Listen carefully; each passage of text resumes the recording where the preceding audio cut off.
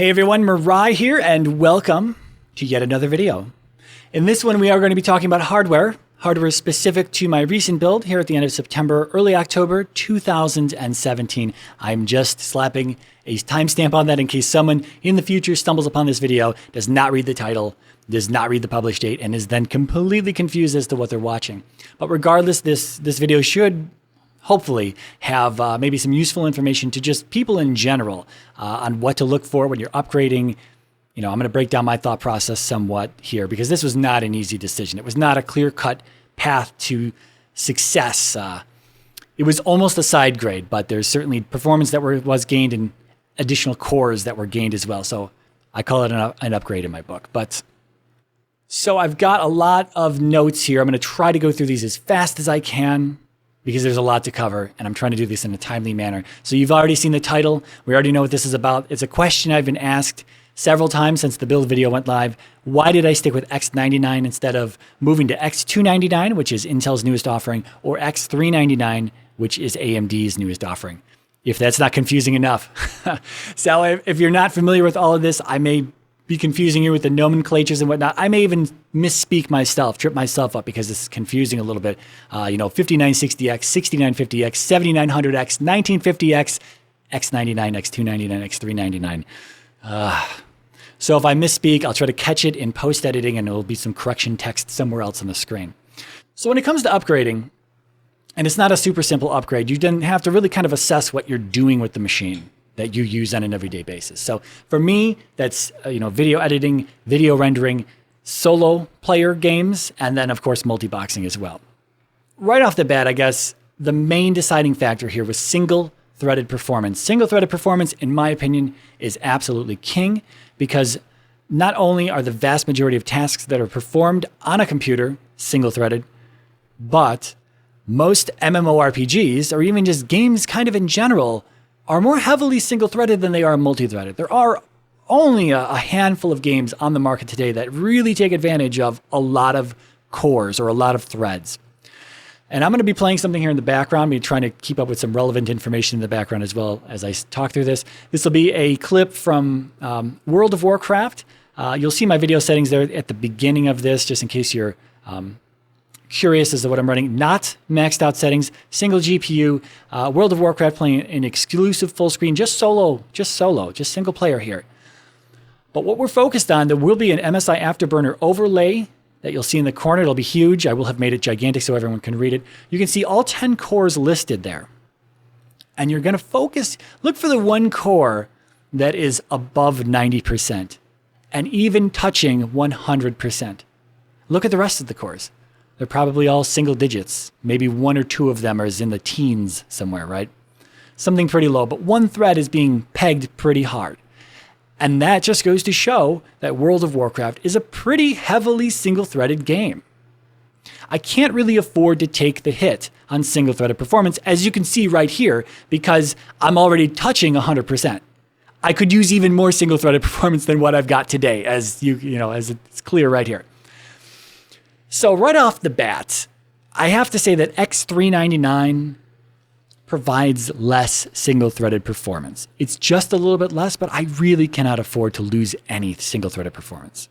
X399, that pretty much kicked it right off the table to begin with.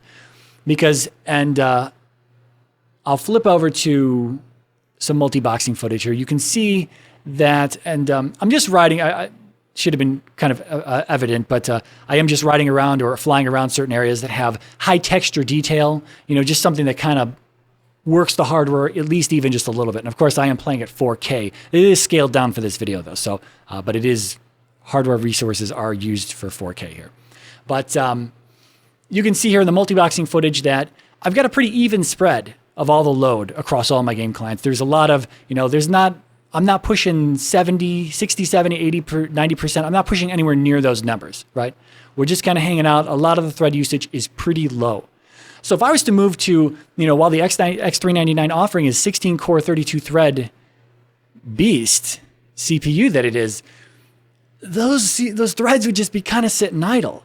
I mean, you can say that, yeah, during rendering or something, I can take advantage of those threads and those cores, but I don't know, man. I do a lot of gaming and really just saving a little bit on a render. My renders don't take that long to begin with. And I'm not sure how much time I would be saving by moving to it. What, 10 minutes, 15 minutes? It all depends on the render and the details and the scene and everything. There's so many variables here. It's impossible to say how much I'd be shaving off on a CPU like that. So better single-threaded performance, less core count, but better single-threaded performance. In my opinion, for what I need right now, for what I'm doing, that is what I'm looking for. So the X399 is just kind of off the table at this point. Unfortunately, I'll show some other stuff, some benchmarks here in a moment that kind of reinforce what I'm talking about. So then the choice is between X99 and X299. Well, clearly I didn't go with X299. A big negative mark on both of these newer chipsets is that they're new. And I hate to be an early adopter. I was an early adopter of 4K. I bought the Wasabi Mango UHD 420. That's a 42-inch 4K display, as I say in the video. I bought this thing over 2 years ago, and it's been nothing but trouble. I would not need the system I have today to multi-box on if it wasn't for this stupid display. So it's been nothing but trouble. Being an early adopter is not what I like to do. And even specific to X299 at this point in time, when X299 first went live, SLI performance was crippled. Same drivers on X299 versus X99. X99 SLI performance was fine, but it was crippled on X299. Now it was fixed. It was obviously just a driver issue. But at the time, all the SLI users on X299 were like, what's the problem? Is it a driver issue? Is it an Intel issue? What's the problem, guys? You can look back and say, well, it was only 4 to 6 weeks, bro, no big deal. But what if it was a big deal, right? I am an SLI user. What if it was a big deal? What if it was a hardware level issue? What if there were motherboard recalls because of this bullshit? And then I had to drain the water out of this, pull the motherboard out, send it back to the manufacturer, and then wait for a fix. Yeah. No, thank you. No, thank you. I like to stick with things that are pretty proven. I mean, X99 might be older. It's 4 years old at this point, but that doesn't mean it's broken. What that means is that all the problems with it, all the revisions that needed to be made, well, they're done. Right? It's fixed. It's working. It's working just fine. People have been using it for a long time and it's working just fine. So there's really nothing wrong with sticking with X99. The other small thing here is that I really wanted to up the game in the water cooling sector. I knew I was going to need to get a pretty good overclock if I wanted some really nice, if I wanted just a little bit of a single-threaded performance increase, I was going to need an overclock, a good overclock. And that requires sometimes keeping the VRMs cooler. So I wanted a monoblock. And I knew I wanted this. It's something I'd not used before, but I really have been thinking about it a lot. Unfortunately, at that time, X299, X399 were so new. One of those might have not even been out yet by the time when I was looking at some of this stuff. But there were no monoblocks for any of the motherboards that were out or that were about to come out. So really, X99 was the only offering that had monoblocks. I had plenty of monoblocks to choose from. I did have a godlike board prior to this. Unfortunately, the only monoblock offered with that is an ugly as sin. That is just my opinion, but it's not attractive. It's an all acrylic monoblock made by BitsPower. I didn't like it one bit. So browsing EK's sites, I came upon the water block I have, the monoblock I have today. It was on sale. I figured, okay, I guess it's time to switch up motherboards. But those were just small things, right? No monoblock. Early adoption is no good. We can look at some numbers here. I'm going to bring up some numbers real fast. And hopefully I can cover this real quick. This is a TimeSpy benchmark. We're only looking at the CPU scores. I'll have everything highlighted for you. We're comparing a few different systems. The first one in line here, to these say by Mirai, that is, these are my systems. So the newest one here is all the way on the left. We can see that I get a CPU score of 12,090, just over 12,000 points. I'm clocked at 4.4 gigahertz. You can see the maximum turbo clocks here down at the bottom. The system next to it is my old 5960X, getting just over 10,000 points. So you can see I did get a 20% bump in increase on the CPU score in this particular benchmark. This is just a synthetic benchmark, though. This doesn't necessarily translate exactly to real-world gameplay performance. But it is just when you don't have those benchmarks, when you don't have the benchmarks that for the games that you specifically play and the situations that you are specifically in, you then just have to look at general synthetic benchmarks to see which CPUs, horsepower-wise, just which ones are just better. Which ones win more synthetic benchmarks overall is generally what you're looking for, generally. So you might be thinking you got a 20% bump in performance here, but dude, you have a 25% increase in cores moving from 8 to 10. And you are correct about that. I don't know why I don't have a 25% performance increase. I don't know, but whatever. So the third machine here is a 7900X. It's clocked at 4800 megahertz. It's 4.8 gigahertz. It's got 12,600 points here. Not that much further away from where I'm at. Not that much further away. So it is a small increase. No doubt it is newer architecture. But it's, again, the early adoption, lack of monoblocks. I'd have to take, I'd just get a little bit more performance increase if I went with X299 here. Was it worth it? I don't know. But here, even though X399 was pretty much off the table from the beginning, here's a system in this particular benchmark. Only 12,473 there. It's coming in behind the 10-core 7900X. It's coming behind that one. So could have been a user misconfiguration. These are just user benchmarks. I'm not sure. Could have just not been good at this particular test. This is mostly a physics test, but yeah, this is just a synthetic benchmark. So next we have another synthetic benchmark, Cinebench R15. This one's multi-threaded, although it does offer a single-threaded version of the test as well, which we'll get into in a moment. Here's another 7900X. It's a Guru 3D review, 7900X at 4.8 gigahertz. There's that 4.8 gigahertz again, which the turbo for this particular CPU is 4.2. The boost is 4.5. So the overclock is really only about 300 megahertz here, but we can look at these scores. I'll have my scores on the screen as well. 2400, only the top CPU here is overclocked. The rest of these are at stock. 2400 points. I'm coming in at 2261. I'm still not that far off, right? We are looking at that 5 to 10% increase, which is expected. So I would be missing, I would be gaining 5 to 10% if I went with X299. But we'll get to really what solidified the deal in a little bit. So right below, you can see the stock 7900X. That's at 4.5 gigahertz boost, probably 2350. Again, just 70 points above what I've got here. Or 90 points, I'm sorry, 90 points above what I've got here. In addition to that, here we've got Overclock 3D has single-threaded R15 overclocks here for us. They've got it. Their 7900X is also at 4.8 gigahertz, coming in at 203. That's single-threaded. Again, 203 points. This is just points. Synthetic benchmarks, not necessarily gaining performance. Just looking at raw horsepower. The higher the horsepower, the better you can expect things to be. But again, single-threaded here, 203 versus my 183. That's about a 10% bump in, expected 10% increase there on the overclock versus my overclock. And then their stock is 178. My overclock is 183. So close, it's negligible. You might as well just assume those two are the same. I bet if I ran Cinebench R15 a few more times, I would eventually get a 178 score as well. So it's pretty much right there in the ballpark. They perform exactly the same. There's no Ryzen benchmark. There's no Threadripper benchmarks here. Because this CPU came out before Threadripper. So here's some Threadripper from Overclock 3D. This is Cinebench R15 again. Top is multi-threaded. No doubt when you can peg all of the cores, when you've got 16 cores, 32 threads, it's a beast CPU, and it obviously does great. It does 3,000 stock. We're looking at the green bar specifically, but you can look at the overclock if you want. That was on an engineering sample that they reviewed. 3,400, that's great. That's versus my 2261. So if you can really peg all the cores, if you have a use for all of those cores, the Threadripper was probably going to be the better choice here. But I don't. I showed that I have a pretty even spread, a pretty low usage across all of my 10 cores, my 20 threads on just 5 boxing. So I'm not too worried about it. Not too worried. You can see the single threaded below here though, just to look at this 167 on the stock. It is just falling short of my 183. And I couldn't do that. Because this is about the same performance as my 5960X. So I couldn't have that. So what was it, right? What was it that pushed me away from X299? Because I just showed that it's the better performer. Even if it is just 5 to 10%, it is the better performer. When comparing 10 core to 10 core here, right?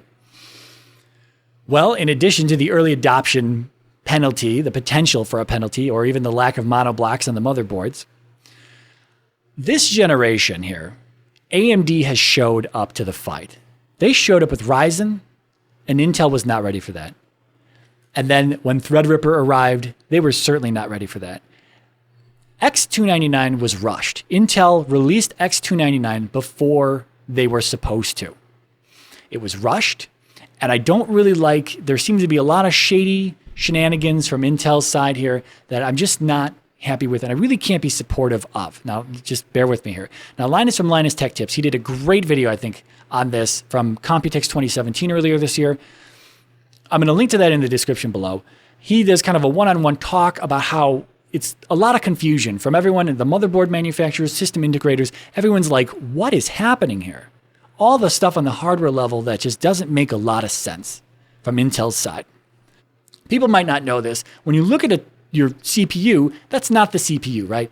That piece, that top plate, that piece of metal is a heatsink. It's a heatsink. It's called the internal heatsink. People refer to it as the IHS. Underneath there is the actual CPU. It's much smaller. Takes up like 30 to 40% of the actual chip space, PCB space, whatever you want to call it.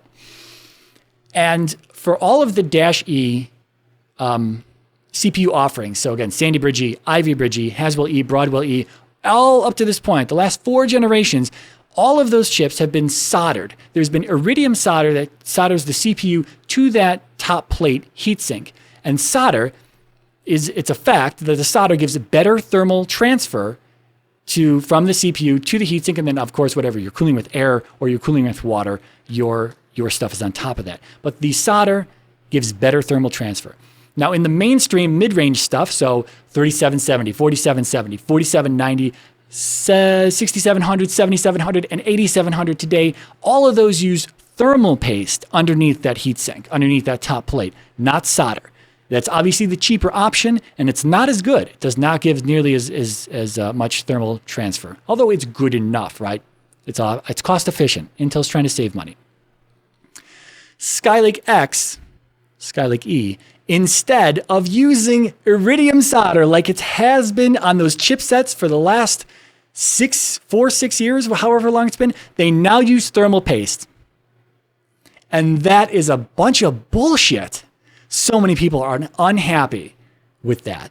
And, such high frequency chips, high core count, top performers. There's obviously a lot of heat coming from these chips, and they use the shitty, cheap option.